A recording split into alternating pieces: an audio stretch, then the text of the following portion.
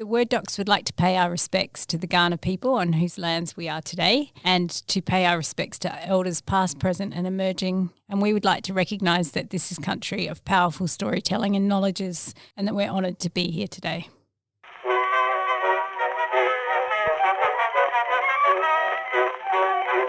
Why don't you write when you don't need money, honey? That would certainly make a hit. Welcome back to Word Docs. I am your host, Alex Vickery Howe. I'm here with Dr. Amy T. Matthews. Hello. And Dr. Sean L. Williams. Hello. Oh, very commanding. Oh, really? And this is Alex didn't do his homework because he was watching the Dolly Parton musical again. Not again. the Dolly bit. I've only watched Dolly once. But the homework thing's reoccurring. Yeah, every week. Every week I you've know. not done your homework. I know. I'm a bad kid. I was always a bad kid in high school too. You're setting a bad example for our students, of course. I know. No, yeah, students Who might don't listen to this. Please get your essays in on time. Don't be like me. Do as I say, not When you're doing I a do. seminar presentation, prepare. Prepare by going to the Dolly Parton concert. Well, if it's about musicals, that's fine. So what we're doing today is talking about. I just clicked my fingers. Then I've still got Dolly Parton in my head. Like a snap. Like, Yeah. Mine's not snapping very well. See, that's is this good. the new clap? Because You we can- don't have to clap anymore. We can You snap. can You can high snap. five. I mean, you can't high five, but you can snap. Yeah, I can snap. Shame that no one can both see hands. jazz hands. Yeah, they're very good.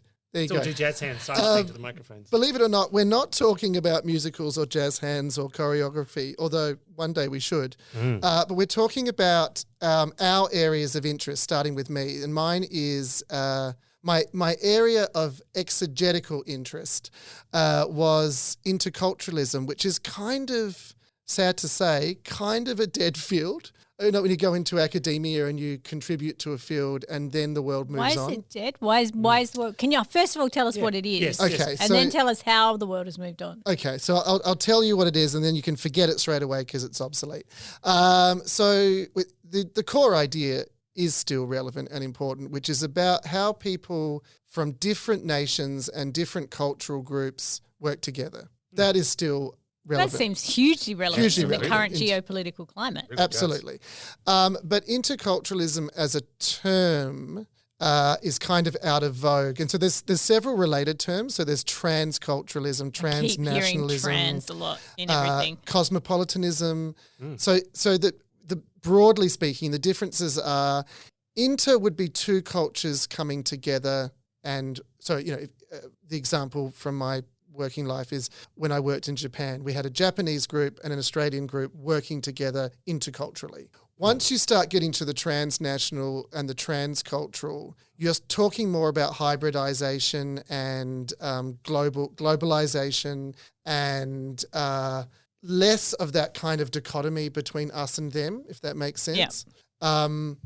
Because what the kind of evolution from interculturalism was to start to talk about, well, actually, maybe us and them isn't a useful framework. Maybe it's more, even though it was initially about working together in a positive way, which is a good thing, the next point that kind of emerged was actually most people are transnational or transcultural, which is to say you can live in Okinawa in a small village somewhere, but you're still on the internet and interacting with the world. And I kind of experienced this when I went to Okinawa and I was hanging out with some Japanese friends and they were eating hamburgers and I was kind of with the chopsticks eating an Asian lunch. And I thought you were trying to eat a hamburger with chopsticks. No. Which is a hilarious image. that is beyond my ability. So you kind of go, actually, all of these stereotypes, that's a very weird example, but all of those stereotypes are actually much more complicated because our lives are much more culturally ingrained. I mean, and what I diverse. find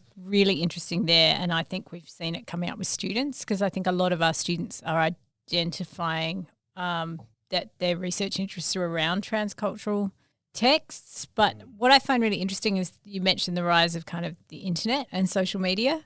Yeah. And this kind of global culture, like even the economic marketplace is global now, right? So everything is so intertwined.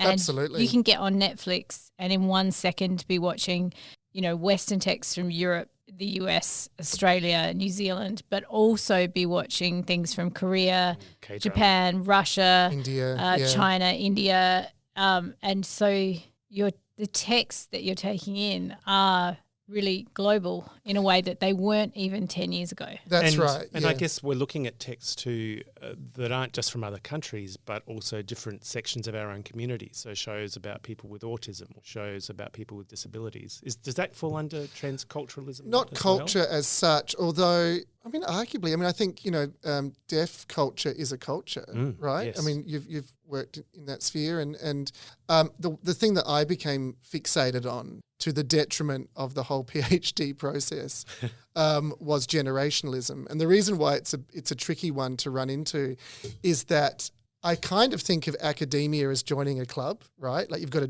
join the club. You've said that before. Yeah, I've often said it, but I joined it by burning the clubhouse, which I think I've said before as well. And what I mean is once you start talking about generational differences, you start critiquing the power base of your own supervisors if you're not careful. Well, we are those people now. We are those people. I see the students coming up because we're all Gen X, aren't we? Yeah, I'm on the cusp. You're on the cusp.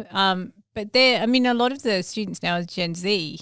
So they're like a couple of steps removed from us. And they are existing in a completely different cultural soup than I ever did. Yeah, and they use language that can be – there's a great book called Please Just F Off. It's Our Turn Now, written by When does Generation X get a turn? I know we're in positions of power right now, but I feel like Gen X has always been a tiny sliver of the population. We've got the baby boomers on one side and the young ones on the other. But the 30-year-old young ones. The young whippersnappers.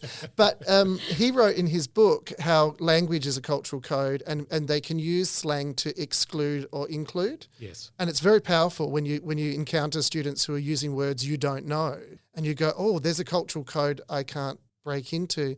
But getting back to kind of the national thing, what I became interested in was the intersection between nationality and generationalism and going, well, actually, what's the bigger divide here?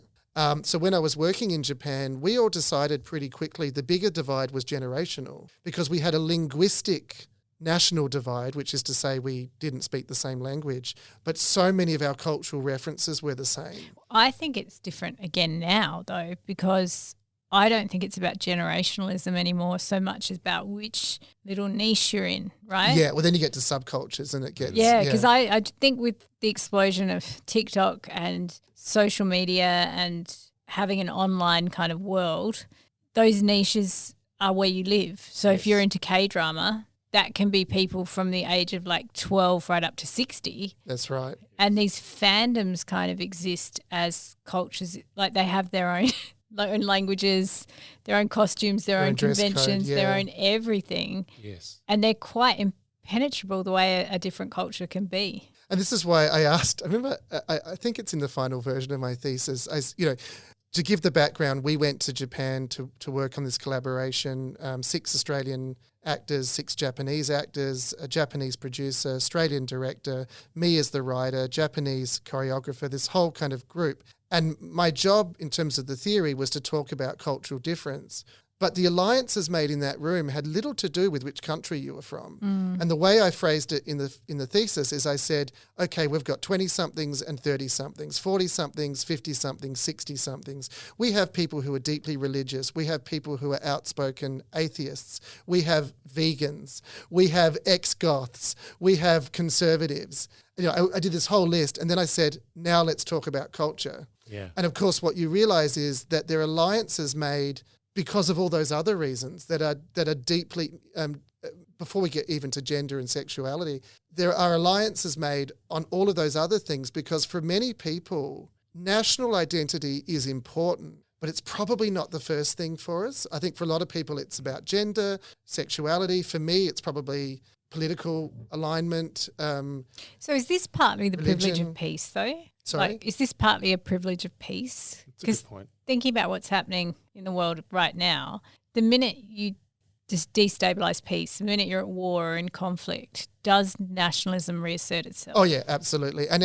not even that. The minute you take the most nationally inclined people are the ones who are outside of their home. So the minute you take any of us out of our home, our national identities become a more powerful marker. So yes, times of conflict, times of upheaval, But at the same time, I think it's probably reductive to just think of us in terms of our nationalities. And a lot of the writing at this stage, and we're going back a long time, was just fixated on nationality. And a lot of young people went, well, hang on, I'm more than my nationality. I mean, that's part of me, but my faith or my Sport. my, That's right. my subculture, whatever that is, my gender identity. I know you boys will be watching the sports ball finals this weekend. Sean and I watching the sports ball finals together. That's correct. We're going to sit around in our sports ball uniforms, Yes, and cheer at our favourite sports ball players. and not mention Doctor Who once. Oh no, dear me, no. That's for nerds. I actually love sports, so I'm going to be quiet there. So I did my homework, and I do have some questions. Oh, this is why Amy's Because I'm a SWAT. She's a SWAT. I didn't used to be. I was a terrible student, but I'm okay now. So I want to ask you about questions of power and about, I guess, transculturalism and questions of power. So if we have things like Disney or superheroes, right? We've had the colonization of American culture throughout the world, and often that has happened after conflict, right? So it's the American army, the US Army occupying Japan, occupying Germany, having bases here in Australia during World War II and starting to disseminate their culture, and then doing it through popular arts, right, which we all three of us are really interested in. Yes. Is this idea of using music, comic books, novels, films, television shows to kind of disseminate a culture. So we've had the UK as an imperial kind of cultural force, Europe, the US, and we have spent, a lot of time in the last decades thinking about power and appropriation and not erasing. So being a white Australian, maybe being very conscious not to appropriate an Indigenous voice or a position where I could eclipse somebody. Yeah, absolutely. And those concerns are still hanging around. But I've had students lately who are really interested in writing, I keep mentioning them, K-dramas. Yes. And this idea of, if you think about Bollywood or you think about K-drama, K-pop, that whole K-wave, or Japan, if you think about anime and manga, if me as a white Australian person decided to write into those, what is that dynamic now? Because who has the power in that situation? I would say from that experience, the major mistake I made was thinking that it was us, and that was an incredibly arrogant mistake, and a mistake that I had to adapt to. So if you can imagine, I'd done all this reading about interculturalism, all this reading about how to politely engage, how to not be oppressive, how to not Be the ugly American tourist exactly kind of type. How not to fall into cultural misappropriation. And within a few weeks, because I was so uptight, unlike a lot of the other actors and people involved, I was really uptight. And so I would only communicate through a translator until some of my Japanese friends went, they deliberately got the translator drunk, in fact, so he couldn't do it. And they said, are you being a bit racist by only speaking through a translator? Like, just deal with us face to face. And then I sort of explained, I said, well, I'm a little bit uptight about all of these issues. And they went, you're from Adelaide. Yeah, we're from Tokyo. We're from Tokyo. And because they were... Who are you, provincial boy? That's exactly right. right. And they were speaking kind of broken English, but so brilliantly. Like, they'd go, oh, I'm just a poor person from the small city of Tokyo. I can't possibly hold my own against, someone from the grand metropolis of Adelaide, And they turned all of that on its head and basically said, how dare you? How dare you assume... You arrogant white Yeah, how dare you? And then all of these assumptions get because we talked about yellow face. So their rule very clearly, very explicitly was, we will offend each other, so let's just do it. Let's just tell each other what's in our mind. And so one night at the bar, it got to yellow face, and someone else was raising it and saying how offensive it is. And the Japanese people were like, why? And we're like, well, obviously if we do that, we're kind of sending you up. And they went, yeah, but that just means you want to be cool like us. And so all of that was kind of flipped. Plus there's a very strong, deliberate soft power movement in countries like Japan to put the manga and the anime out there in the same way that Disney and these other corporations, and it's very conscious that they have a strong impact. So that's where I think my research hit a major wall, because I went in with all of these assumptions and they turned around and went, nah. And they were quite explicit about deconstructing that.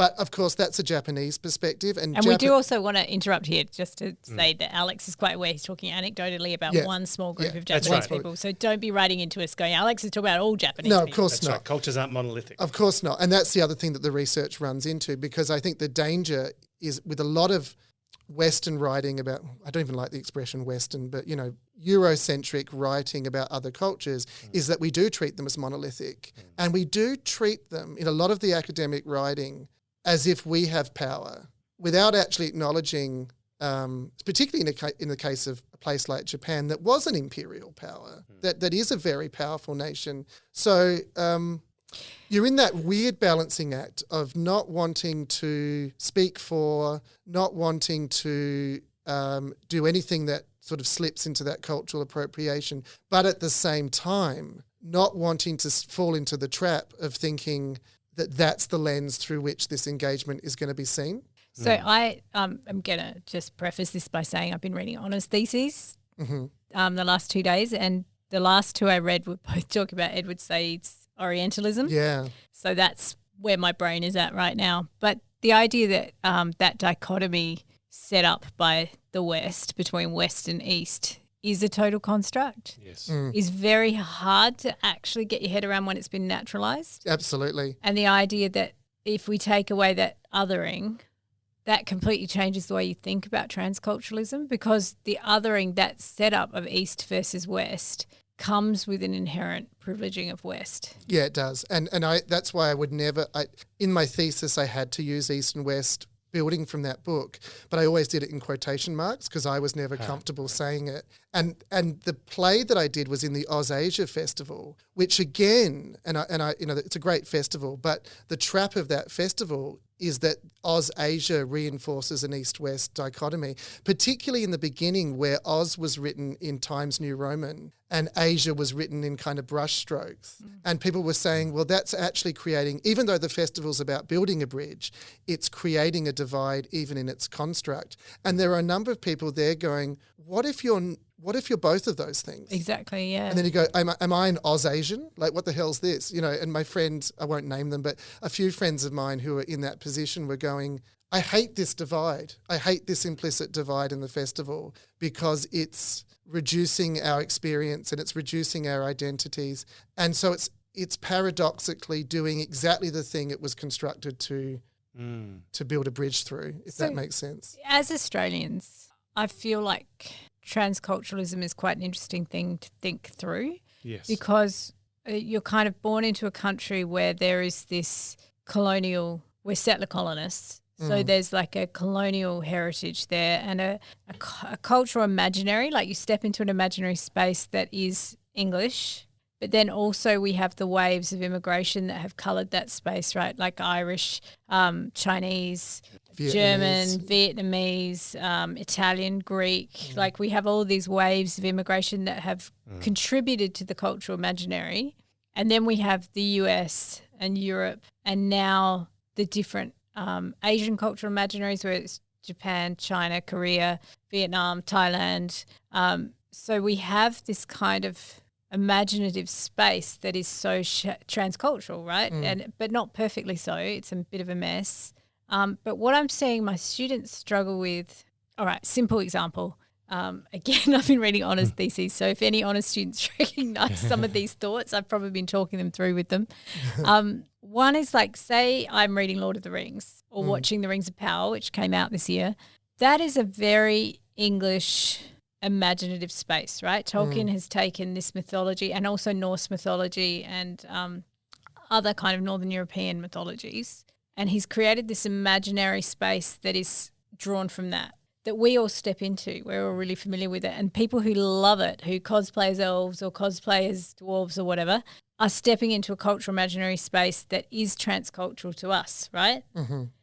Then if you pick K-dramas, you might be here as a white Australian person in Adelaide, but your entire imaginative space is South Korean. Yes. And that's really interesting. That's entirely possible. And I mean, it's difficult from a kind of novelist perspective. And when you're working as a playwright, I think the ethical implications are quite clear. It's like, we need to be in the room together to create something. And not so much the actors, but all of the heads of department need to be culturally diverse.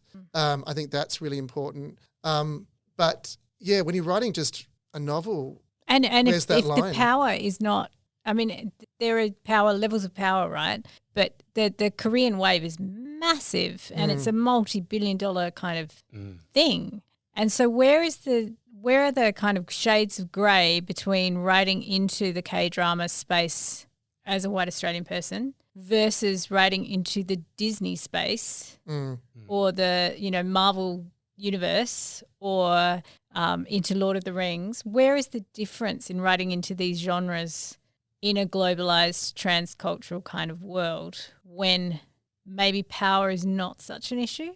It's very tricky. I mean, I would still argue you've got to – I mean, I dumped myself in Japan for months and just survived, and I think that there's got to be some level of either intense research. What if it's a fantasy space though? Like what if it's not writing about the real world, but it's, I don't know, like Japanese robots in the 23rd century kind of anime space? Star Wars. I would argue, Star Wars is a great example. Yeah, I was going to mention Star. I would argue that fantasy mythology is still linked to cultural identity. But what about if you're a Japanese person writing into the Marvel universe or a Korean person writing into Disney or Star Wars? Because that happens. Like a lot of people have done that, right? Yeah, of course. Yes, more and more now. And a lot of animated shows are made in South Korea. Yes. I still think you need to link it, if not physically by travelling, then through research. You have to link it to the origin and have some sense of that. It's not that you have to be slave to that. But where's the origin for Captain America? What would you do if you were from Korea and you were hired to write the next Captain America film? You'd go to America. You'd go back to the original source comics, which were kind of propagandist. Where do you if we take Thor: Love and Thunder, right? Yes. So you've got Thor, which is the Norse god or whatever, right? Or whatever. Whatever. Important phrase. And yet it comes from the American comic, and yet it is written and directed by Maori Kiwi Guy from New Zealand, with an Australian from Byron Bay starring in it. This is globalized transculturalism, right? But I'd still say that the writers of those works, I mean, yes, it absolutely 100% is, but I would still argue that to do if we were commissioned to do a Thor movie or whatever, I would still want to go back to some source stuff. And would you dress up as Thor? No. Can that be a picture on our maybe at a Instagram? stretch, but you'd have to go Pick back. who was the ex-goth in that Japanese story before. You'd have to go back, and I think you'd want to know about Ragnarok and Valhalla. You do all that reading, but I would do that reading partly because I'd be really into it. Yeah. That'd be part of the pleasure of it. The bulk of your reading in All right, what about Superman, Alex? Would you go to Krypton? I would go to Krypton. No, I would. I would go back to some of the origin because just yesterday we were in a lecture about the origin of Superman and various comic books, and so I would go back to that. Yeah, I'd go back to some of that research and go, where did it start? I want to go back to where it started. Well, okay, what about Mickey Mouse? Yeah. We're going to find one. I'd want to go back to where it started. Okay. Okay. So you're into the hermeneutics of recovery, Alex. Well, yeah. I mean, that doesn't sound very sexy. Can you take a drink for that?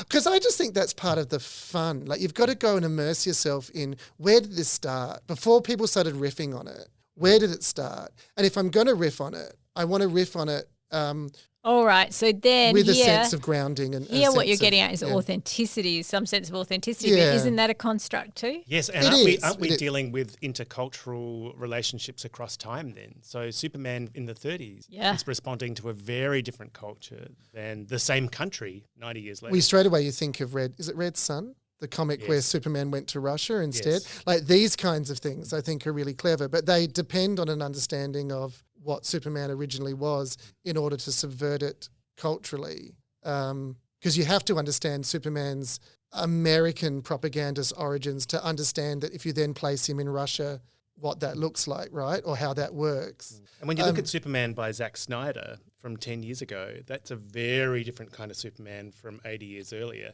And I wonder if the Zack Snyder is an authentic response, cultural response to the present day, which is, and the past being a whole other country. Well, yeah, this is kind of getting back to the generational thing. Like, because I think ultimately where I came to is that all of this stuff is an intersection between time and place. Really, it's a time intersecting with a nation. Or a group of nations or intersecting nations. Interesting just sidebar that kind of illustrates the point. When we were in Okinawa doing this show, rural Okinawa is quite far out. And so the physicality of Western bodies or, Aussie bodies on stage with Japanese people really struck that audience as important. And all of the audience feedback was, isn't it great? We're all sharing together. Isn't it wonderful? I was saying to Sean the other day, I met an elderly man on the way to the train station who talked to me in English. Always trains with you. Always trains. Was he a Scientologist? No, but did he have a daughter that he wanted you to marry? Actually, there is another story. Was there a pirate? I was nearly picked up in Shinjuku by a Japanese guy who wanted me to go to a Catholic church and clean my feet. I didn't do that.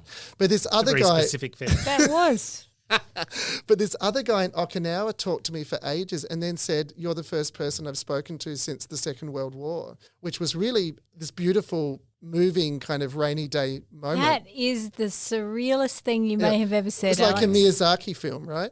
But can I just, the core point before we wrap up, in Okinawa, Aussie bodies with Japanese people, big deal. And the Japanese actors were really excited at the thought of coming to Adelaide because they said, we'd be the Gaijins. We'll be really unusual. And I said, not so much. You won't be. And they were so disappointed that because Adelaide is, compared to Okinawa, far more multicultural, they were really upset. They were like, we're not alien and special here. Where could you have taken them, like Georgia or somewhere?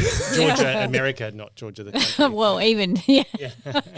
Can I just bring one last point that I find quite interesting thinking about this is Sean mentioned Star Wars. So, Sean, you writing Star Wars or Doctor Who coming from Australia is a transculturalism because I write obviously in the Wild West and that's a transculturalism too. Yeah, for sure. That's right. And in fact, Australian authors do really well in both the UK and the US markets because we have both cultural imaginaries present here. Yes, I'm sure that's true. That's really interesting. Was it J.K. wouldn't let any non-English actors into Harry Potter? That was the thing. She was very possessive about that. And same with Doctor Who. Doctor Who is very culturally constrained. So they'll never have an American writer? The French do that, don't they? I think there's an Australian writer. There was an Australian writer who wrote for Doctor Who recently. Right. At the TV show. And there were a couple of Australian novelists back in the 90s. Did they have the what's it called? The heritage passport? Yeah. Possibly. Must have, surely. Yeah, interesting. I think Alex has forgotten his hosting. No, Sean. I'm going to wrap up. They don't trust me here, good people. No, he doesn't do his homework. Why would we trust you, Alex? But it's a very interesting, and look, I think a lot of these, like most academic problems, are kind of unsolvable, but they're interesting to play with, I think is the The unanswerable questions of the eternal Teasing ones. out the shades of grey is really interesting. Yeah. You're not talking about... Well, that is also an area of study, my friend. Teasing out the shades of grey. Yeah. All right, That's book 7 in the series. Whipping it into shape, I think would be a better joke. Why does it always You're end flogging a with dead bondage? horse now. Well, to wrap it up, I'm going to have to say the thing that I hate saying, but happy writing. Happy writing. Happy writing. We should say this act, though, in different languages. Balls, scribe, or whatever in French. I don't know. Let's not do that. Totally wrong. Scrivener something. See you, everyone. Bye. Why don't you write when you don't need money? All your notes sound alike too much. All of them start with I love you, honey, but they end with the same old touch. Just for a change, send a nice loving letter and cut out that please remit. Why don't you write when you don't need money, honey? That would certainly make a hit. I know I am recording now, but I promise not to use God. that bit. You've said that before. You've said, I won't use that I don't bit. use it, though. Oh, I don't know. I've heard some of those outtakes. Some of them are pretty bad. So I'm just, Alec, let's just talk normally. La la la la. Oh, normally. That's normal. Hello. That is actually how you talk normally. So, hello. Speak Hello? to me. Hello. This happened to me last time. You know. Yeah. He's not even got his headphones on, Sean, so it's hard to know. Go. What about now? Can you hear us? Maybe There's I no way to suffer. test, really. It's called fifth syndrome. My dentist introduced me to fifth syndrome, which is customer is fucked in the head. And whenever the dentist says to his nurse, I believe this patient has fifth syndrome. Oh, now I know what he's saying when he says it. I think that's a very sad thing. Why fifth? Fucked in the head. Oh, Fifth. shouldn't it be fucked in the tooth? Well, because often they'll say like, Can you "Does hear this us now? hurt?" Is that what's happening? Have we sorted this? Nah. Oh, God. How about if I... Oh, Jesus, that's really loud. Whoa. What about... Oh, that's very loud. Oh. That's deafening. That's your volume control. So this must be Alex. Okay, let's try that now. Oh, shit. Oh, Yeah. that's where he's Never just happy. the volume. Never happy. It's just Okay. the volume. Could you Have just you go- tried turning it on and off? Just go up again a little bit. Hello? Hello? Hello. That's better. Just a little bit under that. Under. Sure, you're not deaf. Yeah. There. He might be Yeah. deaf. He's been a drama student. He's probably my been God, near big Amy. speakers. Lucky for you that Sean knows sign language. Yeah, but Unfortunately, you don't. how is that lucky for me? Okay. All right. All righty.